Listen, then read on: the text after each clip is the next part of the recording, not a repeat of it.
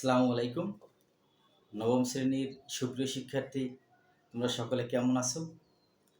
আশা করি মহান আল্লাহ তাআলার মতে তোমরা সকলেই ভালো আছো। পরিবার পরিজন নিয়ে সকলেই খুশি আছো। আজকে আমরা শিখব তোমাদের গণিত বইয়ের ১১২ পেজের ৮ নং প্রশ্নে রোমান ২ নিয়ে সমস্যার সমাধান করব। রোমান ৮ এর রোমান ১ নম্বর অঙ্ক করেছিলাম আগের ক্লাসে। এই ক্লাসে রোমান ২ নিয়ে আলোচনা করব। তোমাদের এই অঙ্ক যে দুইটি আংশিক ভগ্নাংশে প্রকাশ আছে কি তোমাদের আংশিক ভগ্নাংশে প্রকাশ, এই অঙ্ক দুটি এই অঙ্ক ছিল তোমার গত বছর। আগামীতে যারা ক্লাস 10-এ আছে তাদের মধ্যে সায়েন্স গ্রুপে আছে যারা, তাদের উচ্চতর গণিত বিষয়ের দ্বিতীয় অধ্যায়ে এই অঙ্কগুলো আছে আংশিক ভগ্নাংশে প্রকাশ। যেহেতু তোমাদের নতুন কারিকুলামে এখন ক্লাস 9-এ যারা আছো, তোমাদের তো আগের মতো সেই গ্রুপ নাই। এখন আর্টস, কমার্স, সায়েন্স এই তিনটে গ্রুপ বলতে সকলকে একসাথে মিলিত। তাই তোমাদের বিজ্ঞান বইয়ে, গণিত বইয়ে যে বিষয়গুলো আলোচনা আছে সেগুলো কিছুটা সায়েন্সের বিষয়ের আলোচনা আছে। দেখা যাবে অনেক কঠিন, কিন্তু আমরা সব কিছু সহজভাবে মেনে নিলে সহজ লাগবে। আমাদের জীবনে চলার পথে যে সহজ বিষয়কে কঠিন মনে করব তা অতি কঠিন হবে, আবার কঠিন বিষয়কে যে সহজ করে উপস্থাপন করার চেষ্টা করব আমাদের কাছে সহজ মনে হবে। জীবনে চলার পথে কখনো ভেঙে পড়া যাবে না, নিজেকে শক্ত করতে হবে, আর ধৈর্য ধরতে হবে, মেধা খাটিয়ে কাজ করতে হবে। এই গণিতে আমরা শিখবো আংশিক ভগ্নাংশের প্রকাশ। যদি শোনা হয় যে সায়েন্সের অঙ্ক ছিল এইখানে, তখন যারা আর্টস নেওয়ার ইচ্ছুক ছিলেন যে সকল শিক্ষার্থী, তারা ভাববে আমরা তো সায়েন্স নিতে চাইছিলাম না, এই জায়গায় সায়েন্সের অঙ্ক দিয়েছে। কিন্তু তা নয়, আমাদের কাজ হচ্ছে, মানুষ এমন চেষ্টা করে সব কিছু সম্ভব, আর চেষ্টা যদি না করি সহজ বিষয় কঠিন হয়ে যায়। তা আসি আমরা চেষ্টা করি। আসে তাহলে সকলে আমরা প্রশ্নে আছে তোমাদের গণিত বইয়ের লেখছি কি নবম গণিত ১১২ পেজের ৮-এর রোমান ২ প্রশ্ন উল্লেখ করা আছে x³ + 1/x² + 1। এইখানে ধরি আমরা একটু সমান এই মানটা ধরলাম। এখন কেন ধরলাম, কি জন্য ধরলাম? আর গত অঙ্কে আমি ভুল করছি একটা, এইখানে সমান চিহ্ন দিয়েছিলাম, এটা হবে অভেদ চিহ্ন ব্যবহার করতে হবে। অভেদ চিহ্ন দেওয়া হয়েছিল না, অভেদ তিনটা সমান চিহ্নতে আমরা দুইটা দাগ ব্যবহার করি, সমান পেয়ে, আর অভেদে আরেকটা দাগ বেশি, এর নাম হচ্ছে অভেদ। পেয়েছি? এবার তাহলে আমরা আসি, ধরি x³ + 1/x² + 1, এটা তো আছে আমাদের। এখন এইটা ইকুয়াল আমরা এই কেন এর থেকে এইভাবে কেন আসলাম সেটা হচ্ছে আমাদের মূল তথ্য। আমাদের সবসময় আমরা জানি ভগ্নাংশ 3 প্রকার: প্রকৃত ভগ্নাংশ, অপ্রকৃত ভগ্নাংশ আর মিশ্র ভগ্নাংশ। প্রকৃত ভগ্নাংশ যেটা যখন 2/3 লব, এটা হচ্ছে হর। যখন লব অপেক্ষা হর বড় তখন প্রকৃত ভগ্নাংশ, আর যখন হর অপেক্ষা লব বড় হবে তখন অপ্রকৃত। তাহলে এটা অপ্রকৃত পর্যায়ে আছে। কিরকম অপ্রকৃত পর্যায়ে বলতে আমরা বুঝি এখানে x³ আছে, অর্থাৎ পাওয়ার x এর পাওয়ার 3, আর হরে আছে x²। তাহলে কি পাওয়ার কে আছে, লবে পাওয়ার বেশি আছে, আর হরে আছে x²। তাহলে আমাদের কি করতে হবে, যেহেতু x³ আছে, x³ কে যদি আমরা x² দ্বারা ভাগ করি তাহলে কি হয়, একটা x বেশি থাকে, একটা x বেশি থাকে, অর্থাৎ x³ ছিল x² ছিল, তাহলে আমাদের একটা x বেশি আছে। একটা x বেশি থাকায় সেই x এখানে দিয়ে যোগ দিয়ে দিছি, লিখছি x প্লাস। তোমাদের প্রশ্ন ছিল যে স্যার এইটা ছিল কিন্তু এখানে x আসলো কিভাবে, ওইটা আসছে ওই যে x³ আর x² এর মধ্যে x বেশি, অর্থাৎ x³ x দ্বারা x² অর্থাৎ দুইটা x আছে, যেটা x আছে তিনটা থেকে দুইটা x বাদ দিলে একটা x থাকবে। ধন্যবাদ। তাহলে x পেয়েছি, প্লাস এখানে হরে কি আছে x² + 1, অর্থাৎ হরে যে অংশ আছে সেই অংশটাই নিতে হবে। এর আগের অঙ্কে হরের মানকে বারবার নাড়াচাড়া করা হয়, পারে। লবে অংশ নিয়ে কোনো মাথা ব্যথাই থাকে না, আংশিক ভগ্নাংশ। তো হরে আমাদের আছে কি এক্স স্কোয়ার প্লাস ওয়ান লিখলাম। এখানে এক্স স্কোয়ার বলতে মোট উৎপাদ কিন্তু এক টার্ম পেয়েছি, x square plus one, term তো একটাই।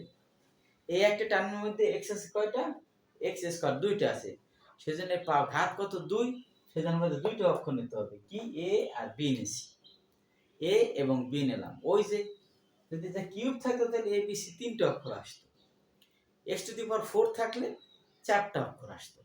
এবারে তোমাদের তাহলে এ আর বি নিছি, আর সবসময় এ প্লাস বি, অনেক অক্ষরের আগের অঙ্কে দেখেছো A plus B plus C plus D plus E plus F, তখন পাওয়ার 6 হয়েছিল। তারপর এক্স স্কোয়ার যেখানে এ প্লাস বি এবং মাঝে প্লাস, আবার এক্স এ এবং বি দুইটার মধ্যে দুজনের মধ্যে কম বেশি করার জন্য আমরা এর সঙ্গে একটা এক্স গুণ করেছি। এটা ওই এক্স দেখে গুণ করিনি, এটা নিয়মই আছে যে যখন দুইটার মধ্যে একই এ প্লাস বি থাকলে দুইজনের মান সমান আসে, তাই আমরা এখানে এর সঙ্গে এক্স গুণ করছি, কারণ এ এবং বির মধ্যে কম বেশি বোঝানোর জন্য। ঠিক আছে, আসি এবার লাগবো। তাহলে আমরা কি পাইছি x cube plus one by x square plus one অবেদ x plus b by x square plus one. এবার আসলাম ওই যে সমীকরণ কি দিলাম, 1 নং সমীকরণ লিখলাম কি 1 নং সমীকরণের উভয় পক্ষকে, এইবার আসো এই হরে কি আছে, হরে আছে কি এক্স স্কোয়ার প্লাস ওয়ান, হরে যে মান আছে ওই মান দ্বারা এই জায়গায় উভয় পক্ষে গুণ করছি, যে হরে যে মান থাকবে এক্স স্কোয়ার প্লাস ওয়ান সেটা এই পুরো যে অঙ্কটা আছে তার সাথেও গুণ, এই সিরিজে যে অঙ্ক আছে ওদের সাথেও গুণ। তাই লিখছি 1 নং সমীকরণের উভয় পক্ষকে এক্স স্কোয়ার প্লাস ওয়ান দ্বারা গুণ করে পাই। তাহলে কি এই যে 1 নং সমীকরণ যা ছিল সেটি লেখার পরে কি গুণ করছি এক্স স্কোয়ার প্লাস, মানে কি ওই অঙ্কের হরে, মূল অঙ্কের হরে কি ছিল এক্স স্কোয়ার প্লাস ওয়ান, সেজন্য এক্স স্কোয়ার প্লাস ওয়ান ওই অংশের সাথেও গুণ, এক্স এর সঙ্গেও গুণ, ওদের সঙ্গেও গুণ। কোথায় গুণ, লবে গুণ হয়েছে, গুণ করলে সবসময় লবেই গুণ হয়। এবারে আসি আমরা এই লব হর থেকে কাটাকাটি গেল,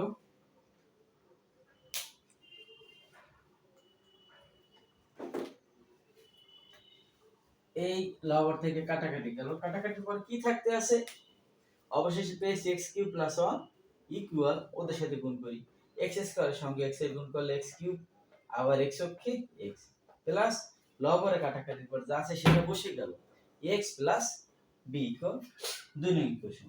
এবার লাগবো 2 নং সমীকরণ উভয় পক্ষে x = 0 বসাই। 2 নং যে সমীকরণ পেয়েছি এই সমীকরণ উভয় পক্ষে x = 0, এই কথার অর্থ কি, এই কথার অর্থ আমরা যে কোনো একটা মান x এর মান ধরবো 0 1 +1 -1 +2 -2, কেন, মানে এইখানে আমাদের a আর b হয় এর রাখবো না হয় b এর রাখবো। এখন যদি b এর সঙ্গে তো x নাই, তখন a এর যদি বাদ দিতে চাই তাহলে x এর মান 0 ধরলে x এর মান যদি 0 বসে তাহলে এর সাথে 0 গুণ করে 0 হয়ে যায়, তখন a ভ্যানিশ হয়ে যায়, শুধু b এর মান পেয়ে যায়। ঠিক আছে, এই জন্য আমরা লিখব যে 1 নং সমীকরণের উভয় পক্ষে x = 0 বসাই। তাহলে কি হবে, 1 নং সমীকরণ ছিল x, x এর জায়গায় 0 হোল কিউব প্লাস 1, x এর পরিবর্তে 0, x এর পরিবর্তে 0, x এর পরিবর্তে 0 প্লাস, এবার 0 এর কিউব দিলে তো 0ই, শেষে 1 থাকে, আর এদিকে 0 0 সব এর সাথে 0 গুণ করে 0, আর বসাইলাম না, সব 0, শুধু b থাকে, অর্থাৎ b এর মান কত পেয়েছি +1, কি +1 পেয়েছি। এবার আসি আবার 2 নং সমীকরণ, 2 নং সমীকরণের উভয় পক্ষে, এবার আমরা তো এই b অক্ষরের মান পেয়েছি, এবার এর মান পাইতে হবে না, এর মান পাওয়ার জন্য আমরা x এর মান যা বসে না কেন এর মান পাওয়া যাইতে আছে, তাহলে কি করব আমরা, পাওয়া যাবে। তাহলে আমরা এটা সহজভাবে করতে আসছি কি 1 নং সমীকরণে উভয় পক্ষে x এর সহগ, ওই যে সহগ সমীকৃত কথাটা আছে x এর সহগ, তাহলে এই যে 1 নং সমীকরণ, সরি 2 নং সমীকরণ, 2 নং সমীকরণ এখানে কি আছে x কিউব আছে, x তো নাই, এখানে x কিউব আছে, x নাই, তাহলে এই সাইডে শুধু x নাই, সেজন্য এই পাশে x এর সহগ 0, আর এই সাইডে x আছে এই জায়গায়, এখানে x এর সহগ কি কিছু না থাকলে একটা 1 থাকে, সেই 1, এই x এর সহগ কি আছে শুধু এই, তাই এ বসলো, বোঝা গেছে। লেখছি কি আবারও বুঝাই, এক নং সমীকরণ উভয় পক্ষে x এর সহগ সমীকৃত করে পাই। তাহলে এক নং সমীকরণে যেহেতু এই সাইডে x নাই, শুধু x কিউব আছে, তো x কিউব যদি বলতো তার সহগ হইছে 1, কিন্তু x বলতে কোনো অক্ষরের জায়গায় উল্লেখ করা নাই, সেজন্য x এর সহগ শূন্য।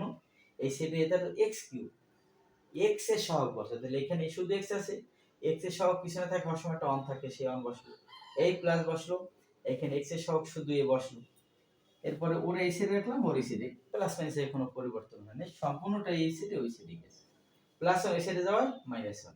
তাহলে আমরা কি পেয়েছি, এই সমীকরণে a এবং b দুইটা অক্ষর ধরেছিলাম, দুইটা অক্ষরের মান পেয়েছি, এর মানও পেয়েছি, বির মানও পেয়েছি, তাহলে অঙ্ক আমাদের শেষ পর্যায়ে চলে এসেছে। এখন দেখো, এখন এক নং সমীকরণে a ও b এর মান বসাই। তো এক নং সমীকরণ তুললাম, পুরো সমীকরণটা তোলার পরে এখানে অবেদ চিহ্ন কিন্তু উঠে গেল, এর পরিবর্তে এর মান কি -1, অবেদ উঠছে, এ বি মান পেয়েছি, অবেদ আর নাই। আর এখানে অবেদ ধরেছিলাম কারণ এদের থেকে ভেদ করা যায় না, এদের মধ্যে এ এবং বি এর মান আমাদের প্রয়োজন, তার জন্য আমরা আনুমানিক একটা মান ধরে নিয়েছিলাম। এ ছিল এ অক্ষর পরিবর্তে -1, বি পরিবর্তে +1 বসলো, এল থেকে এল কি আসলাম -x অক্ষে x +1। এবার এল থেকে এল কি করলাম মাইনাস, যদি বলি -1 কমন নিলাম, -1 কমন নিলে মাইনাসটা প্লাস হয়ে যাবে, +1 মাইনাস হয়ে গেল, হরেরটা বসলো, আবার প্লাস মাইনাসে মাইনাস, লব হর যা আছে থাকলো, এইখানে আমাদের আংশিক ভগ্নাংশ শেষ। সুপ্রিয় শিক্ষার্থী, তোমরা অঙ্ক করার সময় কখনো সময় নিয়ে অঙ্ক করবা, অঙ্ক একবার না হলে দুইবার করবা, দুই না হলে 5 বার, যে যত বেশি করবা তত বেশি মজবুত হবে।